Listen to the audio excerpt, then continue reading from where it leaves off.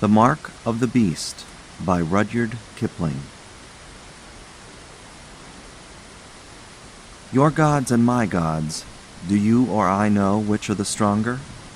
Native proverb. East of Suez, some hold, the direct control of providence ceases, man being there handed over to the power of the gods and devils of Asia, and the Church of England providence only exercising an occasional and modified supervision in the case of Englishmen. This theory accounts for some of the more unnecessary horrors of life in India. It may be stretched to explain my story. My friend Strickland of the police, who knows as much of natives of India as is good for any man, can bear witness to the facts of the case. Dumoise, our doctor, also saw what Strickland and I saw. The inference which he drew from the evidence was entirely incorrect. He is dead now. He died in a rather curious manner, which has been elsewhere described. When Fleet came to India, he owned a little money and some land in the Himalayas, near a place called Dharamsala. Both properties had been left him by an uncle, and he came out to finance them. He was a big, heavy, genial, and inoffensive man. His knowledge of natives was, of course, limited, and he complained of the difficulties of the language. He rode in from his place in the hills to spend New Year in a station, and he stayed with Strickland. On New Year's Eve there was a big dinner at the club, and the night was excusably wet. When men foregather from the utmost ends of the empire, they have a right to be riotous. The frontier had sent down a contingent of catch-em-alive-os who had not seen 20 white faces for a year, and were used to ride 15 miles to dinner at the next fort, at the risk of a Khyberee bullet where their drinks should lie. They profited by their new security, for they tried to play pool with a curled-up hedgehog found in the garden, and one of them carried the marker round the room in his teeth. Half a dozen planters had come in from the south and were talking horse to the biggest liar in Asia, who was trying to cap all their stories at once. Everybody was there, and there was a general closing up of ranks and taking stock of our losses in dead or disabled that had fallen during the past year. It was a very wet night, and I remember that we sang Auld Lang Syne with our feet in the Polo Championship Cup and our heads among the stars, and swore that we were all dear friends. Then some of us went away and annexed Burma, and some tried to open up the Sudan and were opened up by fuzzies in that cruel scrub outside Suakim, and some found stars and medals, and some were married, which was bad, and some did other things which were worse, and the others of us stayed in our chairs and strove to make money on insufficient experiences. Fleet began the night with sherry and bitters, drank champagne steadily up to dessert, then raw, rasping Capri with all the strength of whiskey, took Benedictine with his coffee, 4 or 5 whiskeys and sodas to improve his pool strokes, beer and bones at 2:30, winding up with old brandy. Consequently, when he came out at 3:30 in the morning, into 14 degrees of frost, he was very angry with his horse for coughing, and tried to leapfrog into the saddle. The horse broke away and went to his stables, so Strickland and I formed a guard of dishonor to take Fleet home. Our road lay through the bazaar, close to a little temple of Hanuman, the monkey god, who was a leading divinity worthy of respect. All gods have good points, just as have all priests. Personally, I attach much importance to Hanuman, and am kind to his people, the great gray apes of the hills. One never knows when one may want a friend. There was a light in the temple, and as we passed, we could hear voices of men chanting hymns. In a native temple, the priests rise at all hours of the night to do honor to their god. Before we could stop him, Fleet dashed up the steps, patted 2 priests on the back, and was gravely grinding the ashes of his cigar butt into the forehead of the red stone image of Hanuman. Strickland tried to drag him out, but he sat down and said solemnly, "See that? Mark of the beast. I made it. Isn't it fine?" In half a minute the temple was alive and noisy, and Strickland, who knew what came of polluting gods, said that things might occur. He, by virtue of his official position, long resided in the country, and weakness for going among the natives was known to the priests, and he felt unhappy. Fleet sat on the ground and refused to move. He said that good old Hanuman made a very soft pillow. Then, without any warning, a silver man came out of a recess behind the image of the god. He was perfectly naked in that bitter, bitter cold, and his body shone like frosted silver, for he was what the Bible calls a leper as white as snow. Also, he had no face, because he was a leper of some years' standing, and his disease was heavy upon him. We too stooped to haul Fleet up, and the temple was filling and filling with folk who seemed to spring from the earth, when the silver man ran in under our arms, making a noise exactly like the mewing of an otter, caught Fleet round the body, and dropped his head on Fleet's breast before we could wrench him away. Then he retired to a corner and sat mewing, while the crowd blocked all the doors. The priests were very angry until the silver man touched Fleet. That nuzzling seemed to sober them. At the end of a few minutes' silence, one of the priests came to Strickland and said in perfect English, "Take your friend away. He has done with Hanuman, but Hanuman has not done with him." The crowd gave room, and we carried Fleet into the road. Strickland was very angry. He said that we might all three have been knifed, and that Fleet should thank his stars that he had escaped without injury. Fleet thanked no one. He said that he wanted to go to bed. He was gorgeously drunk. We moved on, Strickland silent and wrathful, until Fleet was taken with violent shivering fits and sweating. He said that the smells of the bazaar were overpowering, and he wondered why slaughter-houses were permitted so near English residences. "Can't you smell the blood?" said Fleet. We put him to bed at last, just as the dawn was breaking, and Strickland invited me to have another whiskey and soda. While we were drinking, he talked of the trouble in the temple, and admitted that it baffled him completely. Strickland hates being mystified by natives, because his business in life is to overmatch them with their own weapons. He has not yet succeeded in doing this, but in 15 or 20 years he will have made some small progress. "They should have mauled us," he said, "instead of mewing at us. I wonder what they meant. I don't like it one little bit."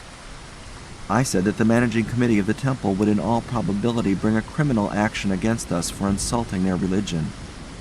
There was a section of the Indian Penal Code which exactly met Fleet's offense. Strickland said he only hoped and prayed that they would do this. Before I left, I looked into Fleet's room and saw him lying on his right side, scratching his left breast. Then I went to bed, cold, depressed, and unhappy, at 7 o'clock in the morning. At 1 o'clock I rode over to Strickland's house to inquire after Fleet's head. I imagined that it would be a sore one. Fleet was breakfasting and seemed unwell. His temper was gone, for he was abusing the cook for not supplying him with an underdone chop. A man who can eat raw meat after a wet night is a curiosity. I told Fleet this, and he laughed. "You breed queer mosquitoes in these parts," he said. "I've been bitten to pieces, but only in one place." "Let's have a look at the bite," said Strickland. "It may have gone down since this morning." While the chops were being cooked, Fleet opened his shirt and showed us, just over his left breast, a mark, the perfect double of the black rosettes, the 5 or 6 irregular blotches arranged in a circle, on a leopard's hide. Strickland looked and said, "It was only pink this morning. It's grown black now." Fleet ran to a glass. "By Jove," he said, "this is nasty. What is it?" We could not answer. Here the chops came in, all red and juicy, and Fleet bolted 3 in a most offensive manner. He ate on his right grinders only, and threw his head over his right shoulder as he snapped the meat. When he had finished, it struck him that he had been behaving strangely, for he said apologetically, "I don't think I ever felt so hungry in my life. I've bolted like an ostrich." After breakfast, Strickland said to me, "Don't go. Stay here, and stay for the night. Seeing that my house was not 3 miles from Strickland's, this request was absurd. But Strickland insisted, and was going to say something when Fleet interrupted by declaring in a shamefaced way that he felt hungry again. Strickland sent a man to my house to fetch over my bedding and a horse, and we 3 went down to Strickland's stables to pass the hours until it was time to go out for a ride. The man who has a weakness for horses never wearies of inspecting them, and when 2 men are killing time in this way, they gather knowledge and lies the one from the other. There were 5 horses in the stables, and I shall never forget the scene as we tried to look them over. They seemed to have gone mad. They reared and screamed and nearly tore up their pickets. They sweated and shivered and lathered and were distraught with fear. Strickland's horses used to know him as well as his dogs, which made the matter more curious. We left the stable for fear of the brutes throwing themselves in their panic. Then Strickland turned back and called me. The horses were still frightened, but they let us gentle and make much of them, and put their heads in our bosoms. "They aren't afraid of us," said Strickland. "Do you know, I'd give 3 months' pay if Outrage here could talk." But Outrage was dumb, and could only cuddle up to his master and blow out his nostrils, as is the custom of horses when they wish to explain things but can't. Fleet came up when they were in the stalls, and as soon as the horses saw him, their fright broke out afresh. It was all that we could do to escape from the place unkicked. Strickland said, "They don't seem to love you, Fleet." "Nonsense," said Fleet. "My mare will follow me like a dog." He went to her. She was in a loose box, but as he slipped the bars, she plunged, knocked him down, and broke away into the garden. I laughed, but Strickland was not amused. He took his mustache in both fists and pulled at it till it nearly came out. Fleet, instead of going off to chase his property, yawned, saying that he felt sleepy. He went to the house to lie down, which was a foolish way of spending New Year's Day. Strickland sat with me in the stables and asked if I had noticed anything peculiar in Fleet's manner. I said that he ate his food like a beast, but that this might have been the result of living alone in the hills, out of the reach of society as refined and elevating as ours, for instance. Strickland was not amused. I do not think that he listened to me, for his next sentence referred to the mark on Fleet's breast, and I said that it might have been caused by blister flies, or that it was possibly a birthmark, newly born, and now visible for the first time. We both agreed that it was unpleasant to look at, and Strickland found occasion to say that I was a fool. "I can't tell you what I think now," he said, "because you would call me a madman. But you must stay with me for the next few days if you can. I want you to watch Fleet, but don't tell me what you think till I have made up my mind." "But I am dining out tonight," I said. "So am I," said Strickland, "and so is Fleet. At least if he doesn't change his mind." We walked about the garden smoking, but saying nothing, because we were friends and talking spoils good tobacco, till our pipes were out. Then we went to wake up Fleet. He was wide awake and fidgeting about his room. "I say, I want some more chops," he said. "Can I get them?" We laughed and said, "Go and change. The ponies will be round in a minute." "All right," said Fleet. "I'll go when I get the chops. Underdone ones, mind." He seemed to be quite in earnest. It was 4 o'clock, and we had had breakfast at 1. Still, for a long time, he demanded those underdone chops. Then he changed into riding clothes and went out into the veranda. His pony, the mare had not been caught, would not let him come near. All 3 horses were unmanageable, mad with fear, and finally Fleet said that he would stay at home and get something to eat. Strickland and I rode out, wondering. As we passed the temple of Hanuman, the silver man came out and mewed at us. "He is not one of the regular priests of the temple," said Strickland. "I think I should peculiarly like to lay my hands on him."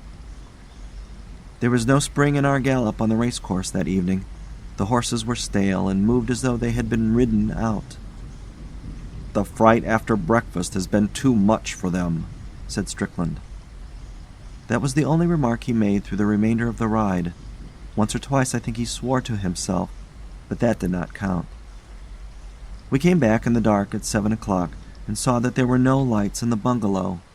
"Careless ruffians my servants are," said Strickland. My horse reared at something on the carriage drive, and Fleet stood up under its nose. "What are you doing groveling about the garden?" said Strickland. But both horses bolted and nearly threw us. We dismounted by the stables and returned to Fleet, who was on his hands and knees under the orange bushes. "What the devil's wrong with you?" said Strickland. Nothing in the world," said Fleet, speaking very quickly and thickly. "I've been gardening, botanizing, you know. The smell of the earth is delightful. I think I'm going for a walk. A long walk. All night." Then I saw that there was something excessively out of order somewhere, and I said to Strickland, "I am not dining out." "Bless you," said Strickland. "Here, Fleet, get up. You'll catch fever there. Come in to dinner and let's have the lamps lit. We'll all dine at home." Fleet stood up unwillingly and said, No lamps, it's much nicer here. Let's dine outside and have some more chops, lots of 'em and underdone, bloody ones with gristle." Now a December evening in northern India is bitterly cold, and Fleet's suggestion was that of a maniac. "Come in," said Strickland sternly. "Come in at once." Fleet came, and when the lamps were brought, we saw that he was literally plastered with dirt from head to foot. He must have been rolling in the garden. He shrank from the light and went to his room. His eyes were horrible to look at. There was a green light behind them, not in them, if you understand, and the man's lower lip hung down. Strickland said, "There is going to be trouble, big trouble, tonight. Don't you change your writing things." We waited and waited for Fleet's reappearance, and ordered dinner in the meantime. We could hear him moving about his own room, but there was no light there. Presently from the room came the long-drawn howl of a wolf. People write and talk lightly of blood running cold and hair standing up and things of that kind. Both sensations are too horrible to be trifled with. My heart stopped as though a knife had been driven through it, and Strickland turned as white as the tablecloth. The howl was repeated, and was answered by another howl far across the fields. That set the gilded roof on the horror. Strickland dashed into Fleet's room. I followed, and we saw Fleet getting out of the window.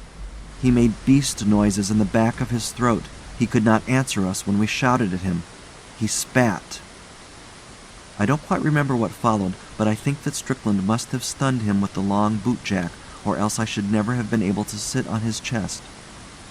Fleet could not speak. He could only snarl, and his snarls were those of a wolf, not of a man. The human spirit must have been giving way all day and have died out with the twilight. We were dealing with a beast that had once been Fleet. The affair was beyond any human and rational experience. I tried to say hydrophobia, but the word wouldn't come, because I knew that I was lying. We bound this beast with leather thongs of the punka rope, and tied its thumbs and big toes together, and gagged it with a shoehorn, which makes a very efficient gag if you know how to arrange it. Then we carried it into the dining room and sent a man to Moise, the doctor, telling him to come over at once. After we had dispatched the messenger and were drawing breath, Strickland said, "It's no good. This isn't any doctor's work." I also knew that he spoke the truth. The beast's head was free, and it threw it about from side to side. Anyone entering the room would have believed that we were curing a wolf's pelt. That was the most loathsome accessory of all.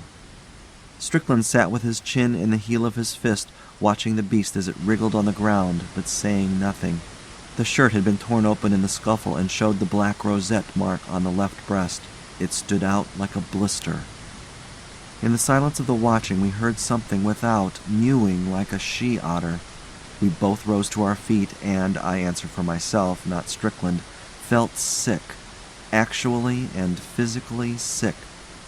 We told each other, as did the men in Pinafore, that it was the cat. Dumoise arrived, and I never saw a little man so unprofessionally shocked. He said that it was a heart-rending case of hydrophobia and that nothing could be done. At least any palliative measures would only prolong the agony. The beast was foaming at the mouth. Fleet, as we told Dumoise, had been bitten by dogs once or twice. Any man who keeps half a dozen terriers must expect a nip now and again. Dumoise could offer no help. He could only certify that Fleet was dying of hydrophobia. The beast was then howling, for it had managed to spit out the shoehorn. Dumoise said that he would be ready to certify to the cause of death, and that the end was certain. He was a good little man, and he offered to remain with us, but Strickland refused the kindness. He did not wish to poison Dumoise' New Year. He would only ask him not to give the real cause of Fleet's death to the public. So Dumoise left, deeply agitated, and as soon as the noise of the cartwheels had died away, Strickland told me in a whisper his suspicions. They were so wildly improbable that he dared not say them out aloud, and I, who entertained all Strickland's beliefs, was so ashamed of owning to them that I pretended to disbelieve. Even if the silver man had bewitched Fleet for polluting the image of Hanuman, the punishment could not have fallen so quickly. As I was whispering this, the cry outside the house rose again, and the beast fell into a fresh paroxysm of struggling until we were afraid that the thongs that held it would give way. "Watch," said Strickland. "If this happens 6 times, I shall take the law into my own hands. I order you to help me."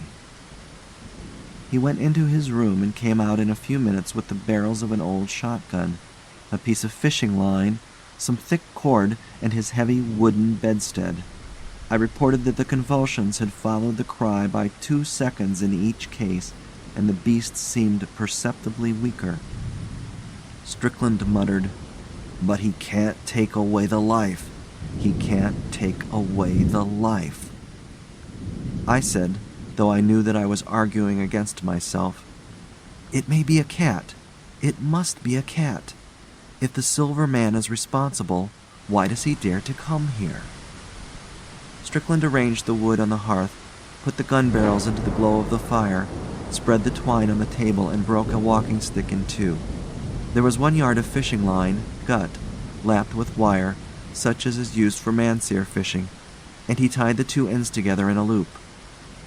Then he said, "How can we catch him? He must be taken alive and unhurt." I said that we must trust in Providence and go out softly with polo sticks into the shrubbery at the front of the house. The man or animal that made the cry was evidently moving round the house as regularly as a night watchman. We could wait in the bushes till he came by and knock him over. Strickland accepted this suggestion, and we slipped out from a bathroom window into the front veranda, and then across the carriage drive into the bushes. In the moonlight we could see the leper coming round the corner of the house. He was perfectly naked, and from time to time he mewed and stopped to dance with his shadow.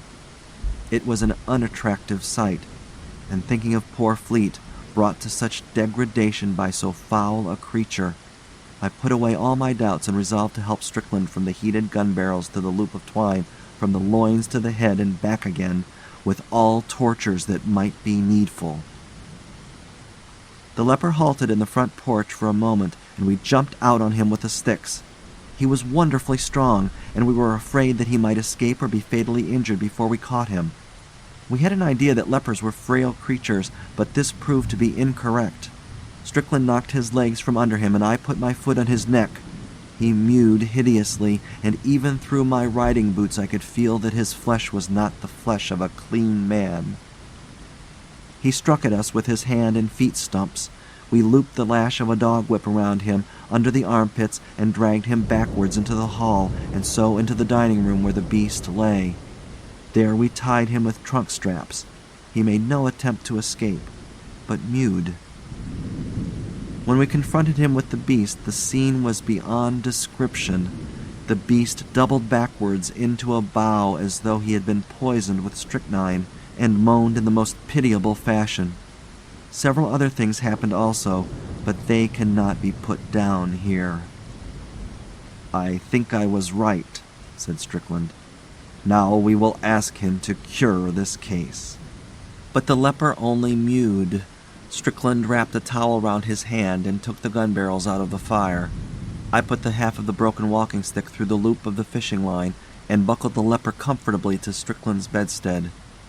I understood then how men and women and little children could endure to see a witch burnt alive, for the beast was moaning on the floor, and though the silver man had no face, you could see horrible feelings passing through the slab that took its place, exactly as waves of heat play across red-hot iron, gun barrels, for instance.